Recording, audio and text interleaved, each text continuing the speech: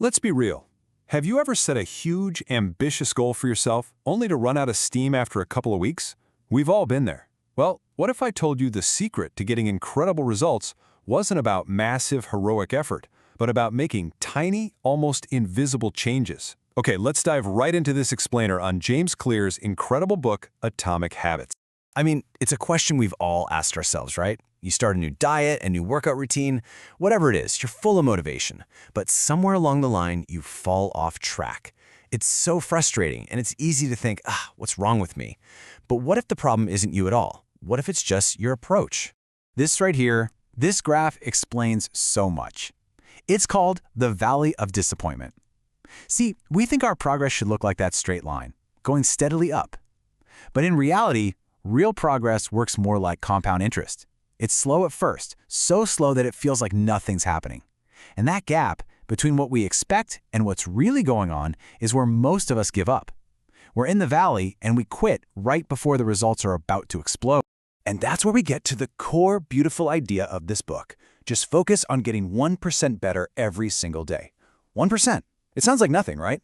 But those tiny gains, they don't just add up, they compound. If you improve by just 1% daily for a year, you'll end up nearly 37 times better by the time you're done. It's not about one huge change. It's about the aggregation of thousands of tiny ones. Wow. This quote just nails it, doesn't it? That final blow that splits the rock gets all the glory, but it was completely useless without the 100 taps that came before it. Every one of those seemingly pointless efforts was storing up potential, building pressure, until that one breakthrough moment became inevitable. So you might think, okay, that's a nice theory, but check out this real-world example. For a century, the British cycling team was, well, they were a joke. Then a guy named Dave Brailsford took over, and his whole strategy was the aggregation of marginal gains. They just tried to improve everything by 1%, and I mean everything. They tested massage gels, found the perfect pillows for each rider, and even painted the inside of their equipment truck white just so they could spot tiny bits of dust that might affect the bikes. It sounds crazy, right? But the result was total domination of the sport. And that's where the name of the book comes from, an atomic habit. The word atomic has a double meaning here. First, yeah, it means it's incredibly small, like an atom. But an atom is also the source of immense power. These tiny habits are the fundamental building blocks, the irreducible units of incredible results. Okay, so we get it. The why is clear. Small habits are powerful. But the big question is, how? How do we actually build these things and make them stick? Well, this is the best part. There's a super simple, 4-step framework that anyone, and I mean anyone, can use. Here it is, the 4 laws of behavior change. Make it obvious, make it attractive, make it easy, and make it satisfying. Seriously, this is like the instruction manual for your own brain. Let's break down exactly what each one means. First up, law number 1, make it obvious. This is all about the cues in our environment. You know, we are far more likely to do something if the reminder to do it is sitting right there in front of us. So the trick isn't to rely on sheer willpower. It's to become the architect of your world. Design your environment for success. Check this out. It's so simple, it's brilliant. A hospital wanted people to drink more water.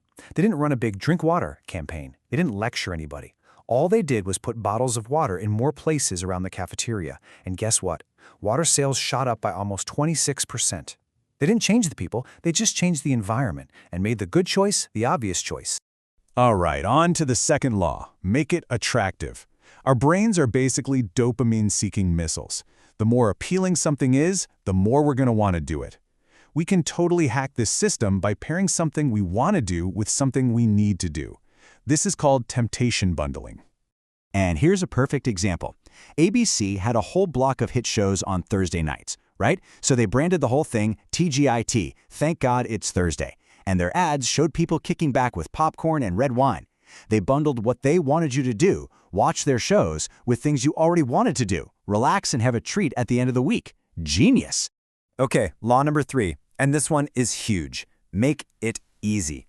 We are all fundamentally lazy. It's not a moral failing, it's just human nature. We are wired to take the path of least resistance. The more effort or friction a habit requires, the less likely we are to do it. So, the goal is to make good habits practically frictionless. Oh man, I love this story. So, a photography professor splits his class in 2. He tells the quantity group they'll be graded purely on the number of photos they turn in. 100 photos gets an A. He tells the quality group they only need to produce one single perfect photo. So who do you think took the most pictures? It was the quantity group, by a long shot. Why? Because they weren't trying to be perfect. They just made it easy to take action, to practice, to learn from mistakes. The other group got paralyzed trying to theorize the perfect shot. Action beats perfection every time. And that brings us to the final law, the one that ties it all together. Make it satisfying. This is so important. The human brain loves an immediate payoff. What is immediately rewarded gets repeated. What is immediately punished gets avoided. We need to feel successful right now to keep the momentum going. So how do you do that? How do you create immediate satisfaction for a long-term goal? The paperclip strategy is a perfect example. A young stockbroker set a goal to make 120 sales calls a day. He put 120 paperclips in one jar. After every single call, he'd move one clip over to an empty jar. That little physical movement was his reward. It was a visual sign of progress, a tiny hit of satisfaction. So what happened? What did all those little paperclip movements add up to? Well, within just 18 months, that broker was bringing in $5 million for his company. That tiny, satisfying habit kept him going, call after call, day after day, until the results compounded into something absolutely life-changing. And this is the big final takeaway. When you use these 4 laws, you're not just hoping for the best. You're building a system. And this quote, this might be the most important sentence in the whole book. Goals are great for setting a direction, but it's your systems that get you there. You know, winners and losers in every field often have the exact same goals. The difference is the system of tiny, consistent habits they follow day in and day out. So let's bring it all back to you. Don't worry about some massive, life-altering change right now. Forget about that. Just ask yourself this one simple question. What is one tiny 2-minute habit you could start today that would put you on a better path? What's your first paperclip?